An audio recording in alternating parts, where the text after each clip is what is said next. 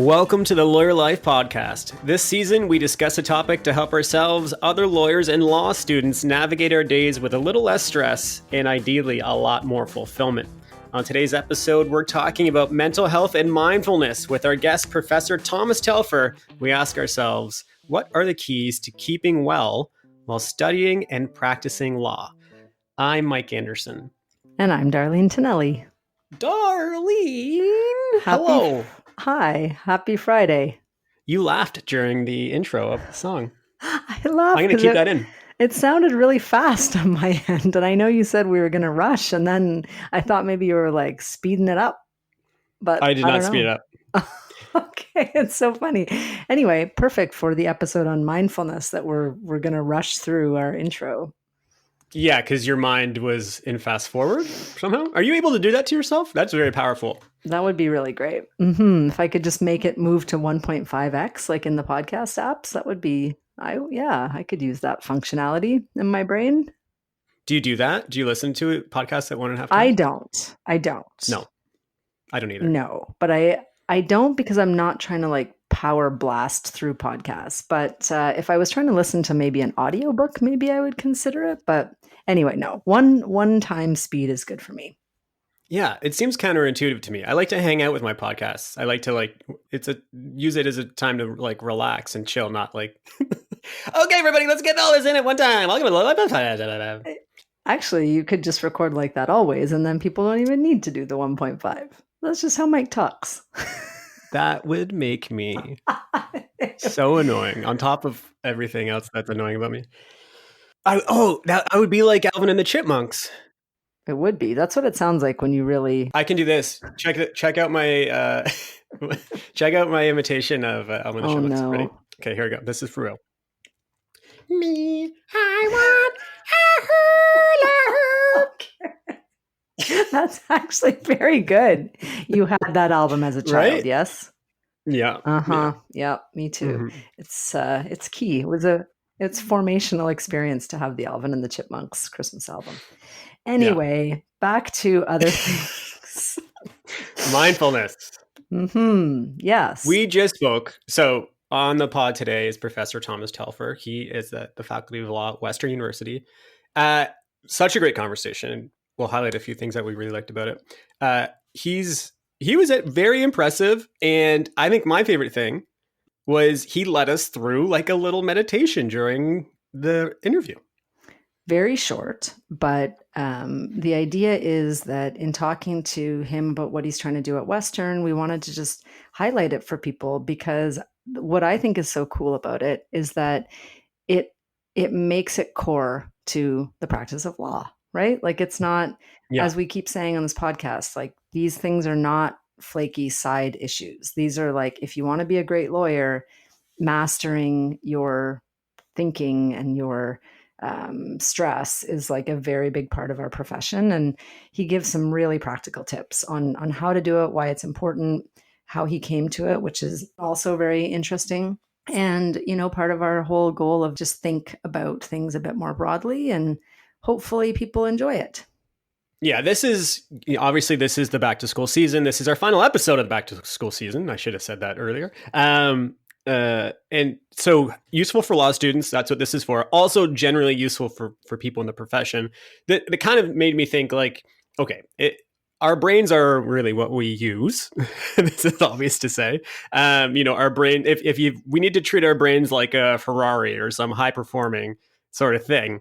And need to make sure that our brains are nourished and well treated so that we can be the best at what we do. And just last night I was watching this like documentary-ish thing on Netflix about the brain, and they interviewed one of the world's leading like memory competition winners, and she meditates all the time and talked about mindfulness. And studies show that actually that drastically increases your ability to remember stuff if you do meditate and be mindful. So this is all, yes, useful for students, useful for practicing lawyers, useful in our normal lives. And the other thing I would say is anybody who is experiencing mental health issues, read about Professor Telfer's experience. CBC is a great article. We'll link to a couple of them in the notes. We touch on it in this interview.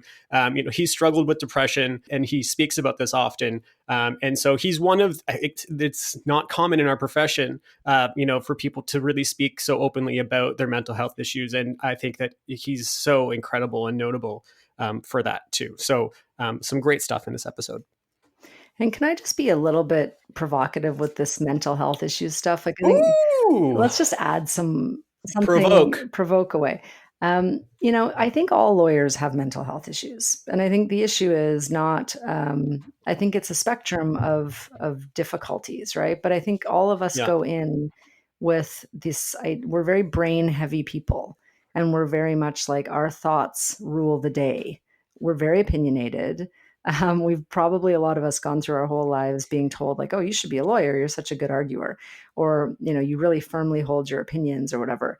And mindfulness is really about like making sure that those opinions serve you well, and that they're not operating counterproductively or, honestly, like counterproductively to your clients too, because sometimes those runaway thought patterns are counterproductive in a client file too. So I think that it would be easier if we would stop just pretending that this is like someone else's issue. I think the question is, is it critical problem that's like impeding functionality, or is it something that, we've grown accustomed to a certain level of and becomes unproductive at certain points?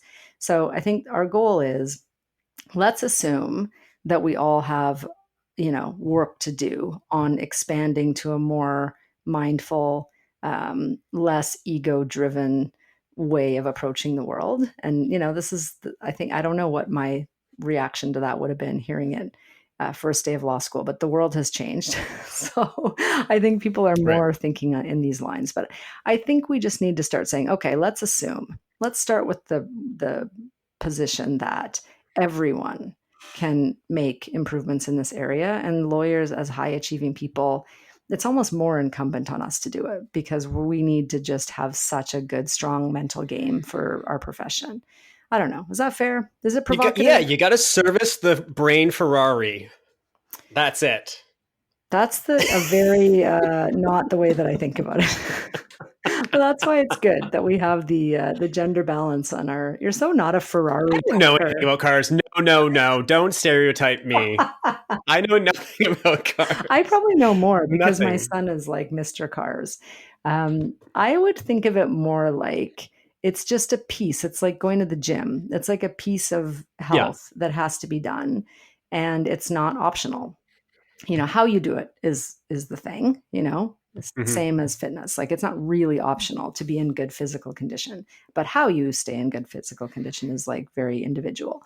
So anyway, that's where I would start. And I think Ferrari, gym, I don't know. Yeah, fine. You don't like my metaphor, Darlene. I get it. I do like it. It's okay. You're not a Ferrari type of guy. It's not like cars come up that often. So I'm just kind of shocked. Probably a Ferrari is not even a cool car anymore. I don't know. I think Ferrari is a cool car. I would think it was. I couldn't even picture a Ferrari if you paid me. Okay. We're having too much fun. This is too fun. Okay. So we're having a lot of fun. But I want to do the bio of Professor Thomas Telfer, and then we'll pitch to the interview. How does that sound? Sounds good. Okay, so here comes the bio. Professor Thomas Telfer has been a member of the Faculty of Law at Western University since 2002. His research and teachings include bankruptcy law, contracts, and mindfulness. He's a frequent speaker on mental health issues and mindfulness, and his speaking engagements have included speaking at the Victoria Supreme Court in Melbourne and the Law Society of Newfoundland and Labrador. 2 years ago, he launched the Mindfulness Ambassador Program at Western Law. And for his work in mindfulness, he received a Leadership in Wellness Award of recognition. He's currently teaching a new upper year course called Mindfulness and the Legal Profession as part of a 3-year teaching fellowship at Western. This fall, he will be speaking on mindfulness at the annual conference of the Federation of Law Societies of Canada. And finally, his work on mindfulness has been featured on CBC Radio and in Canadian Lawyer. And with that, here is Professor Thomas Telfer.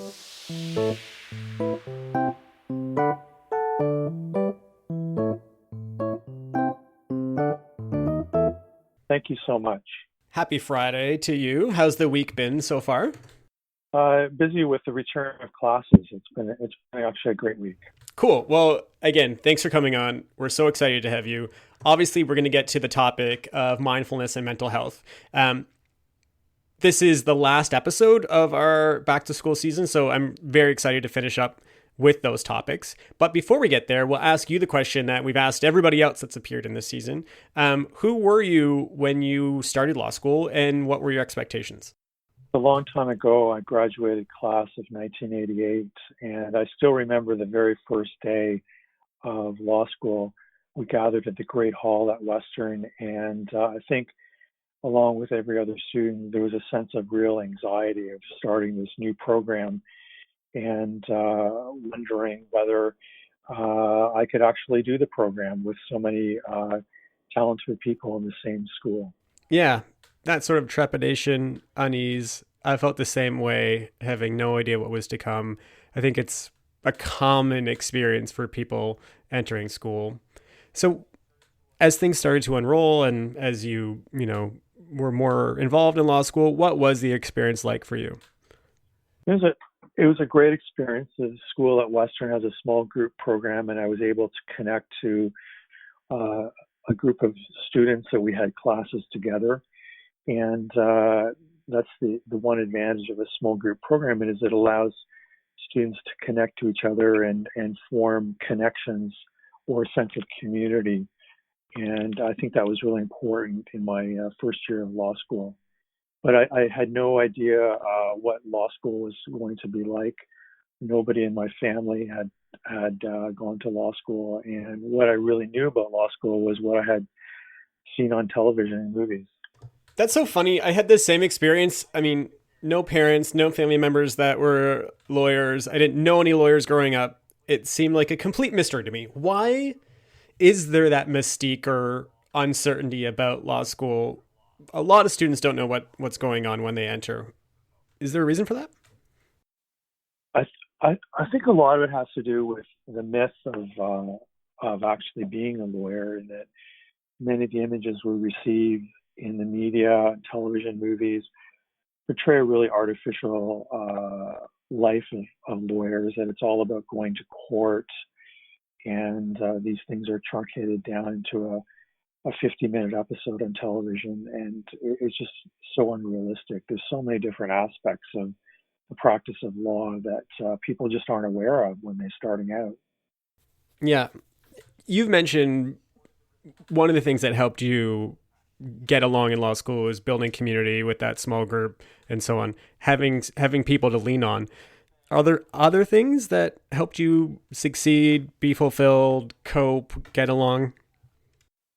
I think the other thing that helped is uh, formation of small study groups of two or three people doing practice exams with a couple of my friends, just and then talking things out. So a study group was also a bit of a support system in the law school beyond a small group because it was just a few people. And in preparing for exams and so forth, we would also share stories of what it was actually like as a law, like to be as a law student. And I think those study group connections really help as well.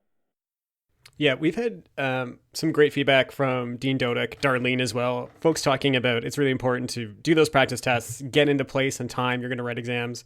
Great way to prepare. So students take that to heart. Very true. That's great. What we're excited about to talk to you about specifically today is mindfulness, as we've hinted at. So, can you walk us through how you first encountered the topic, the word, what brought you there? Yeah, I've been an academic for about 25 years, and I didn't discover mindfulness until 2014. And actually, I really didn't discover it, it found me out. I found myself in 2014 in hospital being treated for depression, and I noticed on the schedule there was something called mindfulness, and I really had no idea what that was. I'd never heard of it before, and I discovered it involved sitting in a circle and breathing, and I found it just counterintuitive to my entire career, which had been focused on productivity. And that's how I first discovered mindfulness. There's a lot of talk about that word right now, but how would you describe it for people who may be new to it? Yeah, mindfulness has been classically defined by leading scholar John Kabat-Zinn. And his definition is mindfulness is paying attention to the present moment on purpose without judgment. And it's really about living in the present moment. So if you take that definition and think about how it might apply, sometimes the best way to describe mindfulness is to say what's not mindfulness. So many of us get in our cars and drive from A to B, or on the subway going from A to B, and we're really on autopilot, and we don't even notice what's around us or what we're seeing. Or you go for a walk and you get to your destination and you have no real memory of what you saw. You're really on autopilot and you're not being present in the moment. You might be focused on your to-do list and living in the future, not in the present. Right. Well, that's a good explanation for sure. Totally. I think the three-pronged element, very intuitive for lawyers, very pleasing. There are three pieces. I can unpack this. I'm very comfortable. That works really well. That's awesome. On that note, can you help us unpack that third piece, the without judgment? So we're being present in the moment with purpose, without judgment. Can you walk us through why that's important? Yeah, that's a real key part of the definition, in that one of the best ways to connect with your present moment is focusing on the in-breath and out-breath. And so when you're actually sitting listening to a guided meditation, and we'll call that meditating on the cushion, you will encounter thoughts and distractions. And the idea is just not to judge those thoughts and engage in, say, negative self-talk. And so the idea is to notice the thought and let it go, rather than to judge yourself for having a thought, and because you'll just chase that thought down. So, for example, a student might get distracted on a meditation and start thinking about the mark they received on their first assignment, and be distracted by that, and then start believing negative thoughts that you didn't do as well as you thought, and you're not a great law student, and you're judging yourself. And so the idea is to notice that you're having that thought and then just let it go. Right. Super important skill to have. I'm curious as well. So you spoke about the first time you encountered mindfulness, these people sitting, in a circle on pillows, and how that was different from how you were driving yourself professionally at the time. You had a more, I would say, kind of like typical bit where you were really hyper focused on productivity. I think that that's something that the profession channels in people significantly. So, and I know that your courses are really popular and fill up. And so I suppose in that way you're preaching to the converted possibly, but in general, when you're talking to law students or professionals about mindfulness, how do you position it so that it's clear that this is something that will assist you in your work and not be a hindrance or a time waste or whatever? What's your view on that? Yeah, so just in terms of student demand, I just met with my first year non-credit course, 25 students, and this year the class filled within 5 minutes. So there was a lot of demand, and with 27 students on the wait list.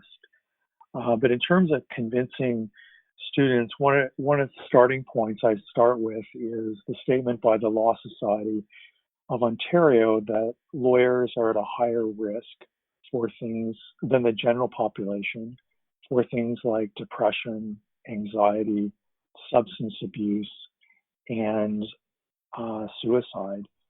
And so in that same document, the Law Society recommended a series of things that actually could improve mental health and well-being, things like getting enough sleep, diet, exercise. And along with those common sense and really well-known recommendations, the Law Society also recommended a mindfulness practice. So that's one way I'm able to persuade students that it's in their interest to take up a mindfulness course. But the other part of that, I think you can go further than the Law Society in that, yes, it might help improve mental health and well-being, but it also, what I'm interested in is whether it can enhance legal skills. And there's scientific studies on mindfulness that mindfulness actually enhances cognitive function, memory, and concentration, and that's something important for a lawyer. Talk about that on the podcast a lot, just saying that the lawyer way is to consider these things to be fringe issues. And what we believe is that actually, if you're interested in being a great lawyer, getting a hold of that difference between your thought and the reality is just fundamental. It's a key to being a high performing lawyer. It's not, that's what we love about what you're doing at Western. It's core.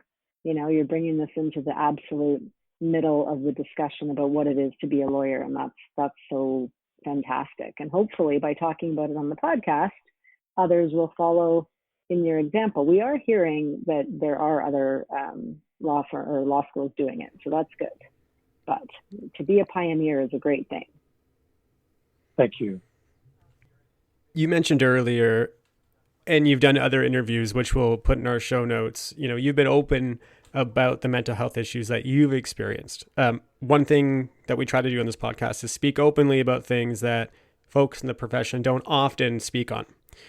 So you've been so forthcoming with your experience with mental health issues. Have people told you that it's helped them, students, professionals, otherwise, help them deal with their own mental health issues? I think so. Several years ago, I made a decision to not hide any more in terms of my own mental health story, and I've shared with many people that I'm a survivor of a suicide attempt.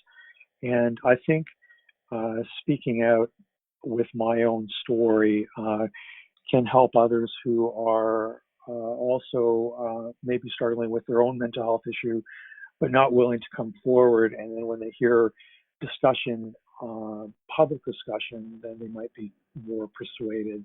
That's okay to talk about, because there's a real stigma still attached to mental health, especially in the legal profession. Totally.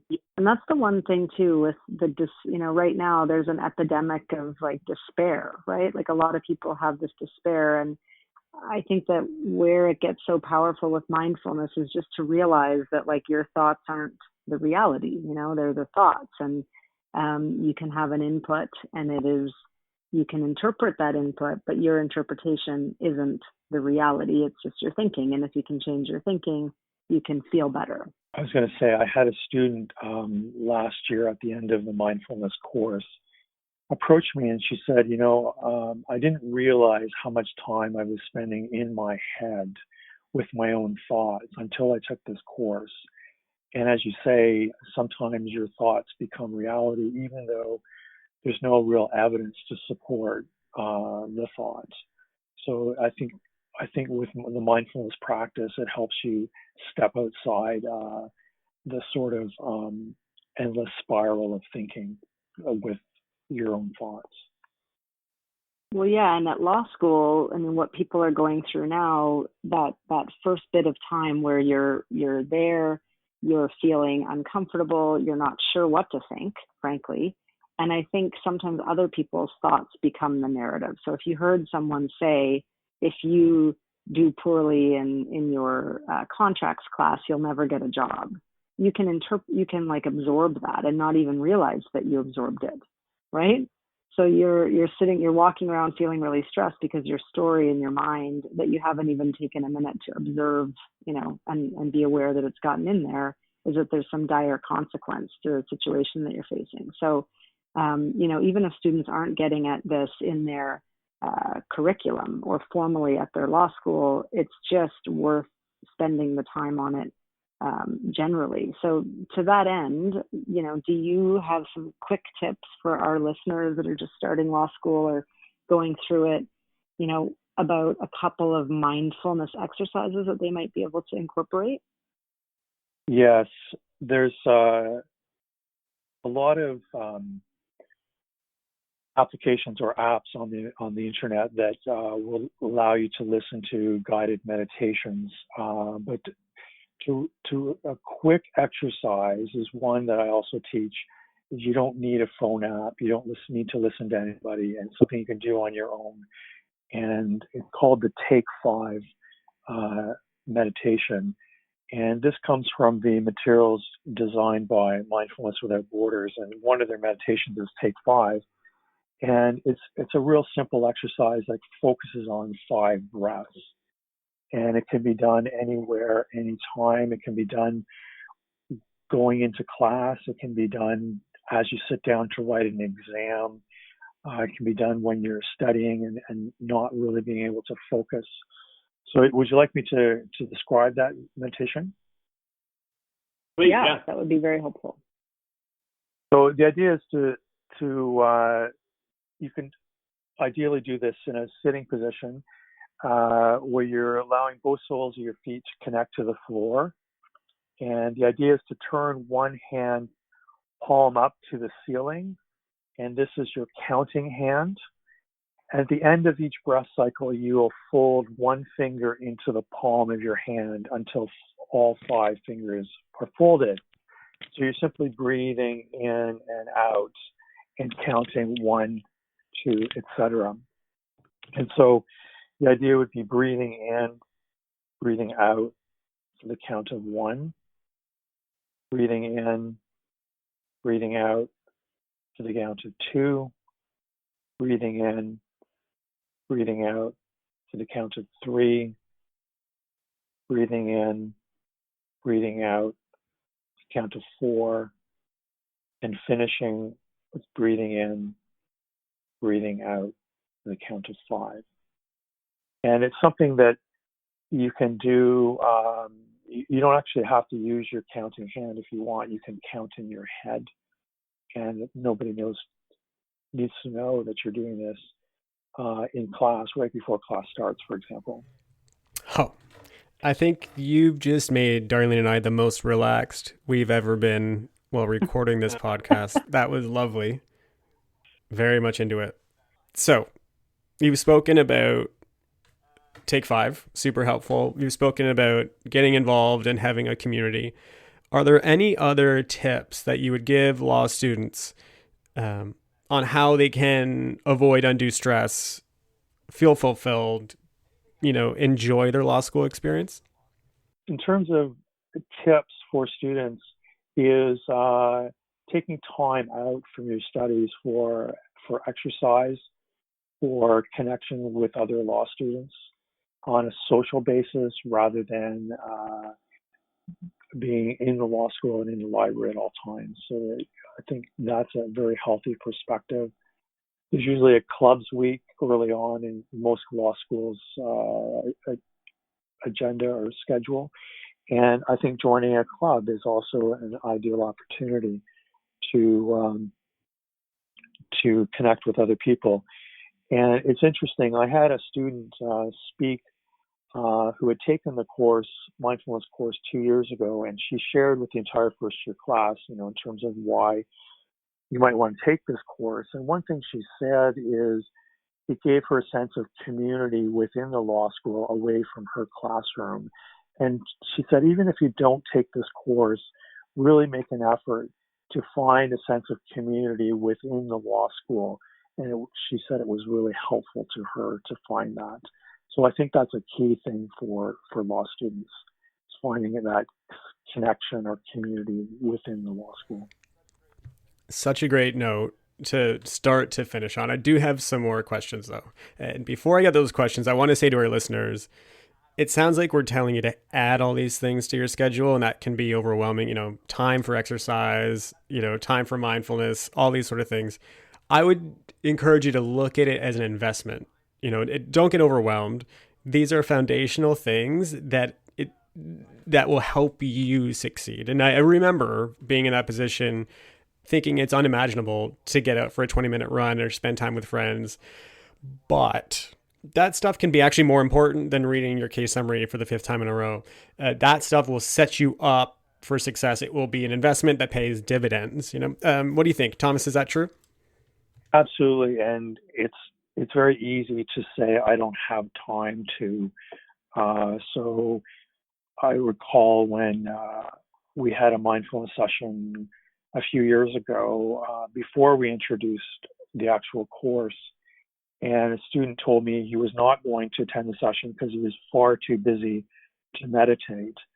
And it's easy to say you're far too busy to go exercise. And I think the ideal thing is to make it part of your actual schedule, that you schedule something in that's non-negotiable, that you will go to the gym or take that time out for the walk in your schedule. And I think it will pay dividends and perhaps enhance your study and focus skills. Perfect. Well, speaking of taking time away, now we will go to a quick break and we'll come back with our goods and gripes.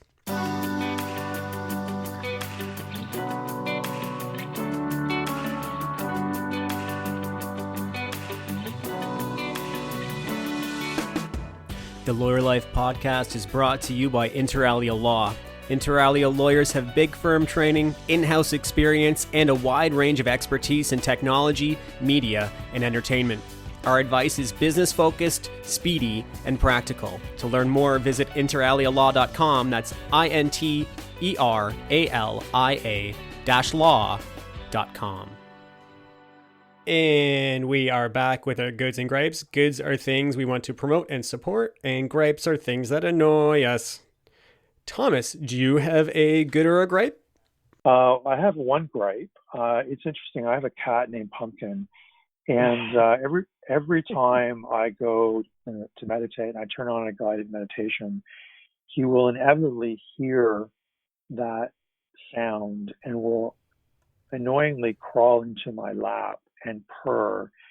And initially, I thought that was quite a distraction, but eventually I just gave up and I now enjoy that. So it was an initial gripe, but now it's something I enjoy. That's hilarious. That's great. I have a cat named Cecil. Not as good of a name as Pumpkin. And for the time of year, I mean, you can't get a better cat name. It's Pumpkin Spice Latte. Real pumpkins, pumpkin cats, whatever. Okay, Darlene, do you have a good or gripe?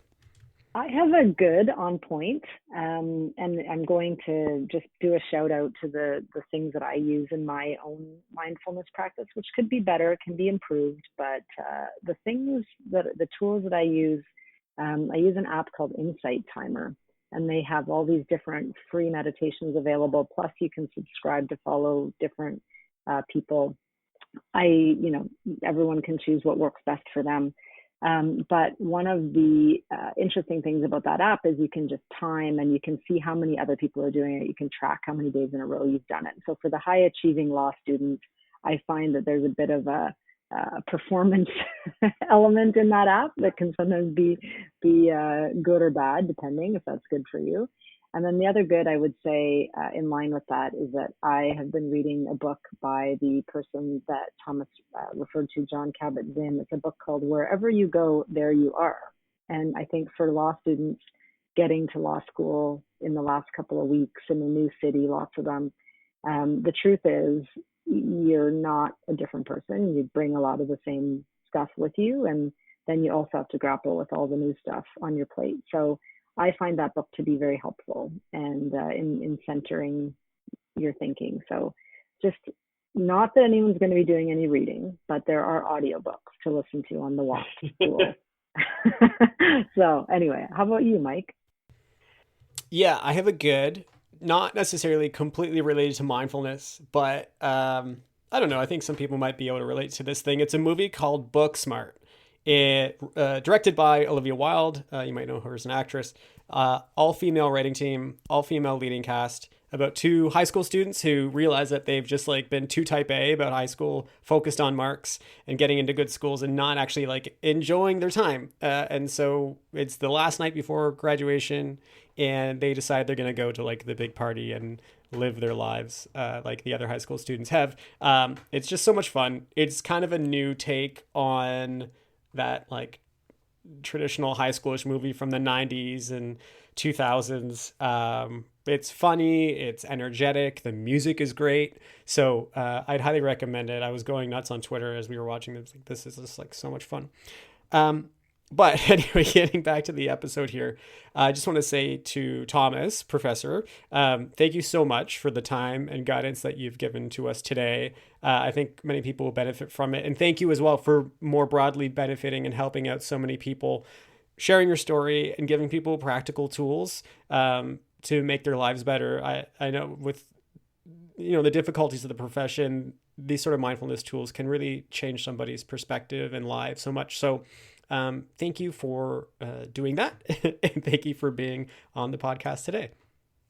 Thank you very much for having me here.